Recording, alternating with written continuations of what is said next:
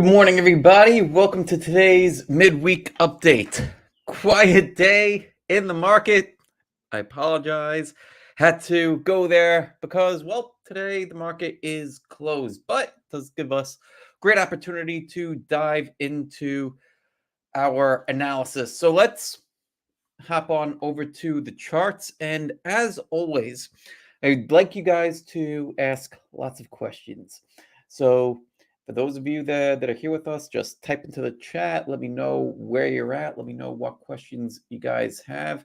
And if you're not already on our newsletter, we throw out a newsletter every single day. We put out this newsletter. And so make sure that you are subscribed to the newsletter. I just posted it into the chat. We'll see if it goes over to Instagram or not. Or if I need to manually post it over on Instagram, we'll see. But yeah, head on over to the newsletter and make sure that you're on there as well. All right, so let's talk about this market, shall we? The markets are still mixed. We've got the NASDAQ up here, and the NASDAQ is pushing into new high ground, like you can see. The NASDAQ and the S&P 500 are doing roughly the same thing right now. Zoom in a little bit on there. Just pushed it into new highs. But what about the Russell? What about the NYSE? What about the Dow? Right here's the Russell. Right, it's hard to tell that we're in such a strong market by looking at something like this, right? It's bizarre, to say the least. And if you're confused, well, you have plenty of right to be. Here's something else to add to some of the confusion. I want to show you the number of stocks making new highs versus new lows on the NASDAQ. So let's switch back over to the NASDAQ. And you see this indicator right down here? That is the number of stocks making new highs versus new lows every single day. And when you see it shaded in red, that means that we've got a little streak going of more new lows being made than new highs. Now, doesn't it seem a little bizarre that you have the index that is pushing higher, consistently pushing higher? Meanwhile, the stocks within it are making new lows. It's a little odd. When we look at stocks, right? Let's look at some stocks. Stocks are relatively thin.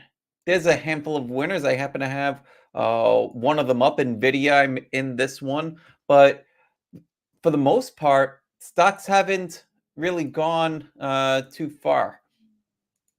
Here are some of the current ones on my watch list, right? STRL. That'll look good for tomorrow. We'll see how that one breaks out, if it does. SLV, CMRE. Each of these looks okay, in my opinion. STRL and SLV are the better ones. These other ones have some kind of flaws in them. Even though they have some kind of flaws in them, I still like to keep track of everything that is setting up in some kind of a pattern. The reason why, well, if you were on the stream yesterday, you know that how it can help us, how it can help to know just what's setting up and then see how does the market treat those things that are setting up. So far, here's how the market is treating things that are setting up. Well, let me switch screens over here. So I'll stop that screen share and instead I will share my spreadsheet. All right, and we'll get into this. So here is the setups list. I'll just zoom in a bit on there. And here is how the list is performing so far. Not bad, but there's only a handful of big winners in here, right? Here's one that moved almost 11%. That was ELF, ELF. Here's one that moved 9.5%. That was PLTR. Let me know if you guys have any of these. And also SMCI was a big winner for us so far. That one I'm in. That one's moved up 8.94%. But aside from those, you take a look at this column here, and most of them, yeah, most of them are up, but they're not up big. Right? Well, what's this one that's up almost 6%? DRS. Okay, fine. But for the most part, not huge moves this week. Not huge moves, and a pretty thin list of stocks setting up, because most of the time I've got maybe in a good market, maybe 30, 40 names setting up to start the week. This week, 21. With the market pushing towards highs, that's not great. Here's something else. Here's something else to add to the excitement. Switch screens back over to TradingView. And it is this chart down here. This is the IBD 50 ETF. And my friend Leif Sereda, who won the US Investing Championship a couple of years ago, he was pointing this one out on Twitter, or I should say X, that this just broke out. This is the IBD 50. This is IBD tracks the major growth stocks in the market, 50 of them. Thus the name IBD 50. If this is breaking out, then that's generally a good sign for growth stocks. The thing about it is that most growth stocks aren't really setting up. It's been kind of thin. We've needed to be patient. Patience has paid off extremely well. Here are the names that I'm in right now. So we saw NVIDIA. NVIDIA is up about 40%. BIRK is up another, I want to say 25%. Let me put on the annotations real quick and say here. Yeah, so I bought this down here. Right now, it's up about, 23%. Let's see, well, what else do I have? I have TWST. This is up about 15%. Then more recent trades. Cyber, right? The more recent stuff hasn't really moved too well yet. Cyber, just above the pivot. Just above the pivot. Let's reset this chart view, and you can see it was setting up in this double bottom. It started to break out right here. It's up maybe 0.5%, if that. Meta's floundered. Meta's floundered so far. No big shakes here. It's underwater slightly. I have my stop. I raised my stop the other day, so you can see over here 488.90.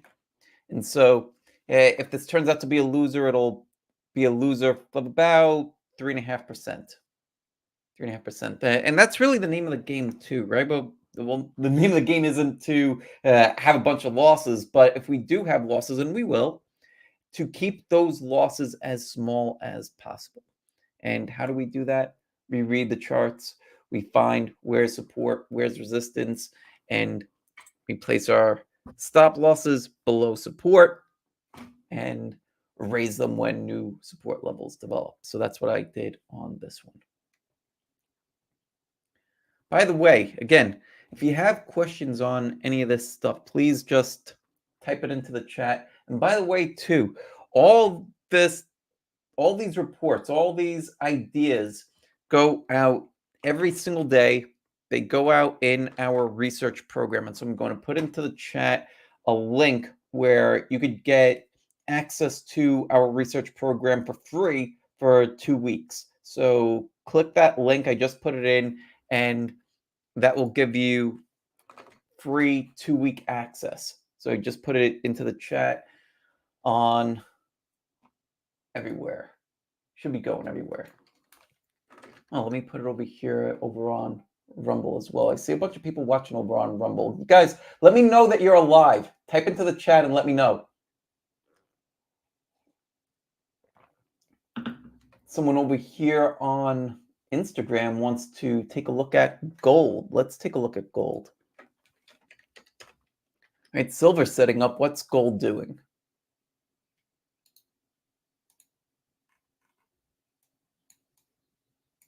Here's gold. Gold had a failed breakout back here. Was looking at it back there, never traded that. But now it's trading below the 50-day moving average. It's actually starting to live below the 50-day moving average. Are there signs that it could come back to life? Yes. One of the signs is that we have a positive stochastic cross back here. It's okay. It's not great. I would anticipate there being some more chop right around the 50-day moving average. The thing that I like about this right here is that it's nice and tight. So if you had an entry point, if you bought just above the 50 with a stop just below all this, you're risking less than 3% on that. That's the one thing that I do like. But do I like this as a high probability setup? Not really. Not really. It's not there yet. It's not there yet. A couple of things that could get in its way. One, it sold off on heavy volume over here. So as price starts to recover, the thing that I would want to see if price does recover would be for price to get through this level right here, say at around 216 and a half, would be for it to get through that level with some power, get through it well with some volume. It sold off pretty heavily right here. So that's what I would want to see if I were to go long on gold. Would I short it? Not really. There is a shortable pattern here, but you do have potentially, arguably, now that I think about it, this here, a head and shoulders top. There's the spot to short would be just below this level right here, but you have plenty of layers of support on this. And the reason why I'm not in love with that idea either is that if we pop over to a weekly chart, let's take a look at weekly charts. It's always good to look at the stuff on multiple time frames. Take a look at this.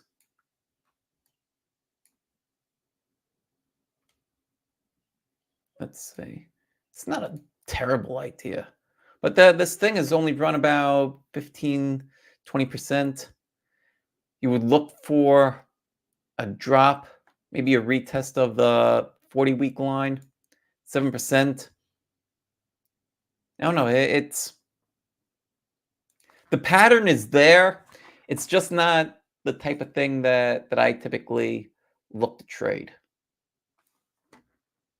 The reason why is because this is such a slow mover, right? The 15, 20% in 2 months.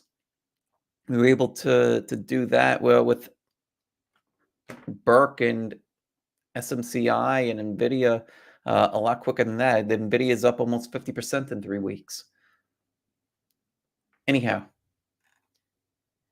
those are my thoughts on gold. Let me know if you have other questions on gold, or if you have other questions. Get them in, get them in. Got a bunch of people watching over on X, but I haven't seen any comments from you guys watching over on X yet. So get your comments in. Let's go back over to Instagram. See what questions you guys have.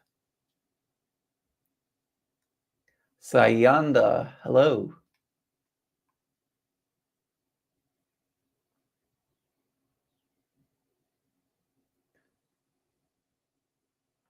Lala V is cooking and listening. All right. What you cooking up? Just having my coffee and talking. Let's see. Someone wants to talk about a crypto pair.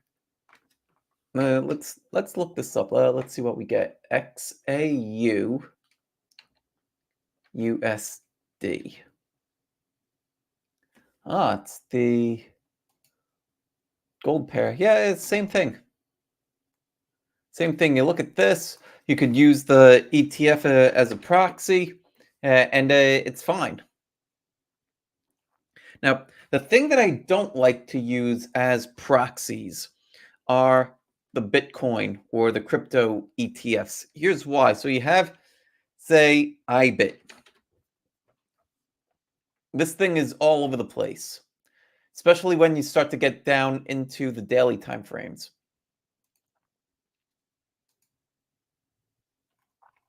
Right, here's a daily chart of IBIT. It's fairly gappy. The reason why it's so gappy is because crypto is a 24/7 market. So if we come over here and we look at crypto, like Bitcoin itself is not that gappy. The price act it's volatile, but the price action itself is a bit more smooth. Sorry, I've got to excuse me. Yeah, the price action itself is volatile, but it's not gappy. Because crypto is fairly volatile and it's a 24/7 market, when you trade the ETFs, you're prone to a lot more gappy action, which means that you could end up losing more than you had planned. The way that I look at myself is as a risk manager. If it's difficult for me to manage risk because something is a serial gapper, then I'd rather not trade it. There's so many options, so many things to trade. Why trade something where there's all this added risk?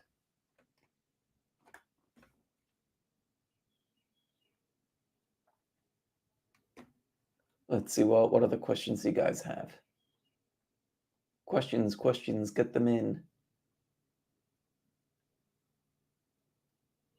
Lala V. Oh, I know Lala. Do you still host the meetings on Long Island? We don't, unfortunately. So StockTwits were hosting meetings on Long Island. They sponsored this group. They canceled that those groups. They tested it out for about a year, a little bit longer than a year, I think, and then they stopped with those groups. But the good news is that I'm streaming 4 days a week. So I'm streaming one day here on Instagram, and I'm also broadcasting everything out to YouTube and Rumble, X, all those other spots. Most of the time, I like to stream in landscape mode because it's a lot easier to see charts.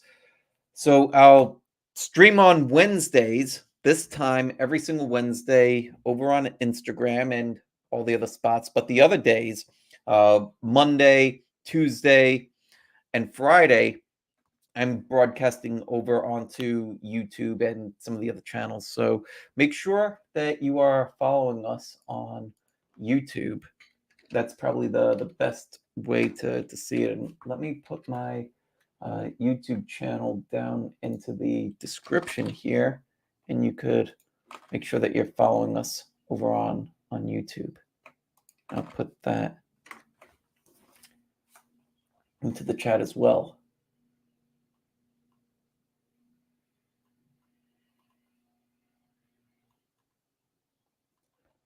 All right. Any other questions? Light day with the market being closed for today.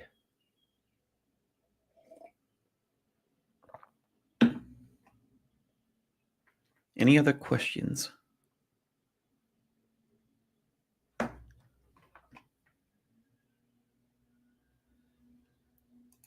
What else did I have? Oh yeah, I wanted to show you guys. Did we go through the portfolio?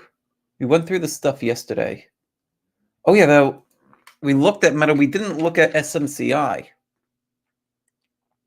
So far, SMCI has been pretty good. Pretty good. SMCI broke out from this inverted head and shoulders pattern, right? So head and shoulders work in both directions. You could either have a inverted head and shoulder where it looks like this, or the standard head and shoulder where it was looking like how it was on gold. And we got a nice breakout here earlier in the week. Take off my annotation so you can actually see some of the price action. I draw all over my charts. These notes make sense to me. They make sense to the members that they get sent out to, but I realize that it might not make a lot of sense to you guys out here. So taking off the annotations or hiding them. So when price popped above the 50-day moving average right here on SMCI, notice there's a few things to notice on this price action. One, when price popped above the 50-day moving average, it closed at the top of its range. So that means that buyers were in control on that day. That's something that I love to see. Something else that I really like to see, especially when you're getting above a key level like this, is the heavy duty volume coming in. This volume wasn't just above average, it was also the highest volume in about 3 weeks. So that's significant. Then the next day, when price pulled back, very tight range, significantly lower volume on the day. So that's a prime setup. So all I did was say, okay, if price breaks above here and continues to follow through, I want to be in. And this day gave me a really great spot to place my stop loss. And so that's what I did. And so far, this trade is up uh, close to 9%. I want to say maybe about 6% right now, closing in on that first scale out. Let's see. Keep it simple. Says, I feel like giving up on trading. I'm doubting whether I can ever succeed at it. What is your advice? Can I do this? It sounds like you're at that juncture that a lot of us get to. And if there's anybody else in the audience that has felt this way, type into the chat. Let us know. Let keep it simple. No, if you've ever felt this way, because I've felt this way many times in my own journey. The thing with trading is that it needs to be a few things. Well, we need to treat it like a business. If we don't treat trading like a business, then it will pay us like a hobby. And the problem with that is that most hobbies don't pay very well. In fact, most hobbies cost us money, and most hobbies take a whole lot of time. When I started to treat my trading like a business, sure, there's some things that are a little bit monotonous. I shared some of that with you yesterday with the list management and manually going through stocks and things like that. But it doesn't take a whole lot of time for me to manage what I'm doing. So, it, in managing it like a business, we could come up with whatever style we want, how whatever rules we want. The main thing is that we're able to execute this thing well. There's actually three main things that we need for our trading to work. One is that it has to match our goal. Right. So we've got to figure out, well, what our goal is. And that doesn't mean that, oh, I want to make $1 million with trading. Well, that's all well and good, but there's likely a whole bunch of littler steps to get to that $1 million goal if that happens to be your goal. So what's the goal that you could get to that's within reach? Our trading has to align well with getting us there. The next thing is that our trading has to align with our beliefs.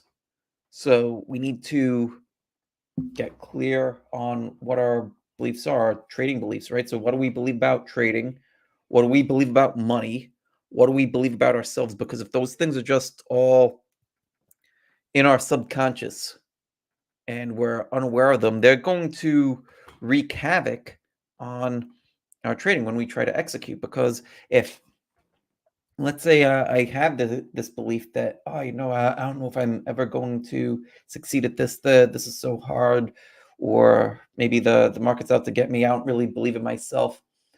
Then when it comes time to click the button, am I going to make good decisions? Am I going to make the decisions that are in alignment with my plan? Am I going to do that consistently? Yeah, maybe if things are good. But let's just say, I'm speaking from my own experience. So let's say I'm going to take you back to, this is probably going back to 2011 when I finally started to gain some consistency. This is when, and gain some success. This was when I was uh, first in the New York City IBD meetup group, and they started to they actually invited me to be a leader in that group. Now, I was doing a lot better, but I still had a lot more respect for the people that were there for many more years and had far more success than I did. So when I would suggest an idea, and I would tell them that, hey, I there's this recent IPO, it's forming this perfect base. I got in over here. It's doing pretty well. Well, what do you guys think? And one of them told me, you know what, that this was like a special credit card for truckers. They're like that. That's not really, it's nice that it moved, but it's not really the type of stock that's going to make uh, great things. So you're probably better off just taking that 20% gain and calling it a day. And I took that advice. Then I saw price go up to 30%, then 40%, 50%. At one point, I think it was up about 150%. And I missed the entire run. And the reason why was because I had doubted myself. I had doubted my plans. I was taking the advice from somebody else. So that's not to say that we should ignore all advice, but part of it at the time, and I learned this part later on, is that we need to know ourselves. Well, we need to understand what's going on up here. And the way that we understand what's going on up here isn't just by thinking about it and meditation. Those things are great, but the real way that we're going to get to have a much better understanding of ourselves is to take those beliefs and write them onto the pad. That's been this one of the best ways to get to know myself so much better is by writing. The reason why is because when we take what's in here and we put it over here, allows us to be objective. We're literally taking the internal, making it external, and now we're able to be that third party. Take your beliefs, take your trading beliefs, take your beliefs about money, take beliefs about yourself, start writing them down. I wrote a workbook on this stuff. It's called the Mara Mindshift Guide. It's over on Amazon. You could go get it right now if you want to. But it gives you all of these exercises to help you go through and get all your beliefs out on paper. Your next step after you do that, right? You're going to get all your beliefs down on paper, set them down, go get a drink of water, go for a walk around the block, come back. When you look at all this stuff that you wrote down, you're going to be able to do it with a fresh set of eyes. And some things maybe you still agree with. There's going to likely be at least a few things where you're like, you know what? I don't really know about that one. Well, what was I thinking there? And you'll be able to start to think more objectively about those things. So we spoke about beliefs, we spoke about goals. We also need to talk about your ability to execute. That's also very important for your trading because if you can't execute the system that you're trying to execute, then it might be a great system, but it's not great for you. But that's one of the beauties about trading. We can design our trading business in whatever way, shape, or form is going to best serve us.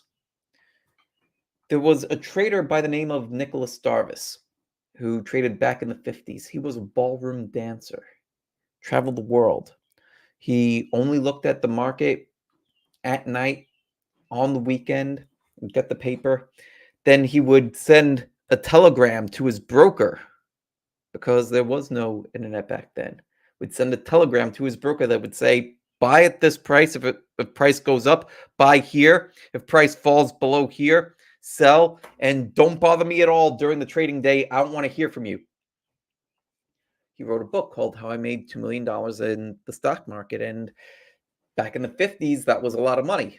Today, it's still a decent amount, but back then it was a lot more, obviously. That gave me a lot of hope, especially when the book was written by somebody that was writing out charts by hand. We've got it easy compared to Nicholas Darvis. That doesn't mean that it is easy, but it does mean that we need to treat our trading like a business, have plans, and then follow those plans. I'm actually working on a brand new book to help you write a trading business plan. Writing a business plan probably sounds daunting to a lot of you. I know that it would sound very daunting to me too. I have an MBA, but you don't need an MBA in order to write a business plan for your trading. And so that's why I'm writing this new book to help structure that and give you guys templates to follow. So to answer the original question, can you do this? It depends on if you're willing to create a business plan for your trading or if you want to keep it as a hobby. Depending on what your goal is, from your question, it sounds like your goal is to actually have trading make consistent money for you. If that's the case, if that is part of your goal, then you do need a trading business plan. That's one of the things. Let's see. Looks like you've got another question in here. I was in the process of making a trade journal, but I am not a coder. I wasn't able to create fancy stuff like equity curve chart, for example, but I make sure I included all the metrics from your book. Given that everything from your book is included, is it a good journal? I have used Google Sheets. Yet, the if you take earlier I posted the let me post this again because the research program. So I just posted a link to the Mara Elite research. You could get a free 2-week trial with that. So when you get it, that journal that we showed earlier, actually, well, why don't I share the journal again or the playbook? I use this as my journal.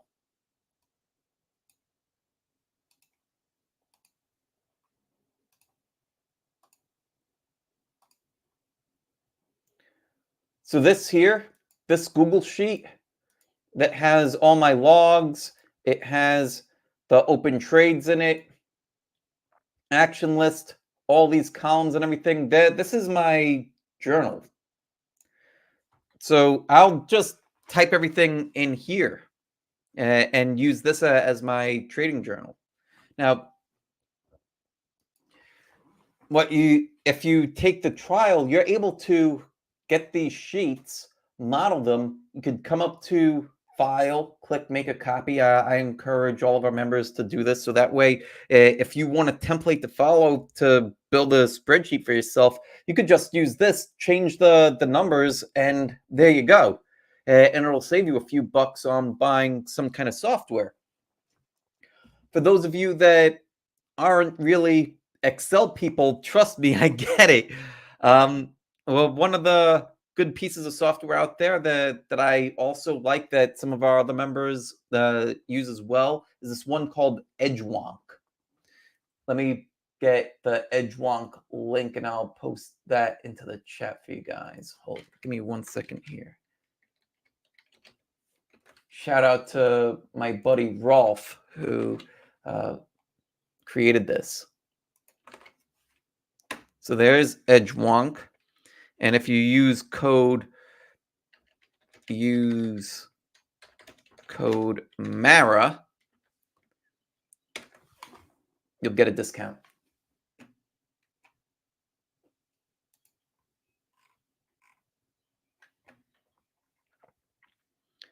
Let's see. Well, what are the questions you guys have?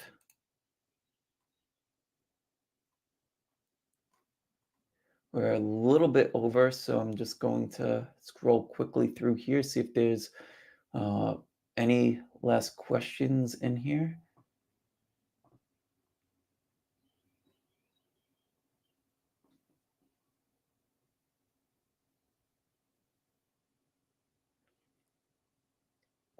Yeah, Lala saying yes, that's the psychological part of trading. Revisit learning material or find a good coach. I would say both. If you could find a good coach and work with them, then that's going to be one of the quickest ways to shortcut your progress. But even with a coach, right? And then this is true for everything. Even with a coach, even with a trainer, it's still on you at the end of the day to put in the effort. I started to go to a personal trainer. I've been going to this guy for a couple of years now. If you read my book, The Trading Mind Wheel, you know a little bit about Tyron. He's fantastic. But even as fantastic as Tyron is, if I didn't do the work, right, if I didn't listen to what he had to say, if I didn't move in the way that he told me to move, I wouldn't see any progress at all. And it would be unfair of me to then start blaming him, right? Because why? At the end of the day, it's still on us. Yes, a coach is going to help. A mentor is going to help. A good coach, a good mentor, because there's a lot of not so good ones out there. But if you do hook up with a good coach, a good mentor, it will shortcut your path, but you're still going to need to put in the work. So be prepared to put in the work. That's one of the reasons why I wrote the Trading Mind Wheel, because what the quote unquote work is often, well, it's been a mystery to a lot of people. And I wanted to try to give some clarity and highlight a few things that of what's involved in the work. So anyhow, think that's it for today. So I want to say thank you all so much for joining me today. As always, it's been an absolute pleasure. And I will see you back here again on Friday for the Traders Mind Chat show. I'll be on all these platforms except for Instagram. If you're on Instagram, make sure that you are subscribed over on YouTube or Rumble or one of these other spots and join us for the Traders Mind Chat show. Until then, take care. Much love. God bless.